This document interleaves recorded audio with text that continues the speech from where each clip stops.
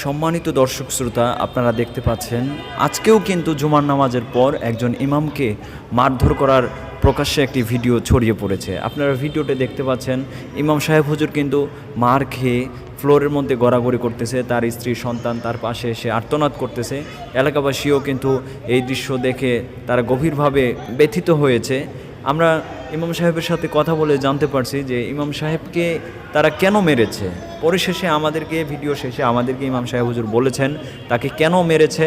তার কথা হলো, সে এই মসজিদে দীর্ঘদিন ধরে ইমামতি করতেছিলেন, তাকে এই মসজিদ থেকে বের করে দেওয়ার জন্য নানান প্রকার তালবাহানা তারা করতেছিল।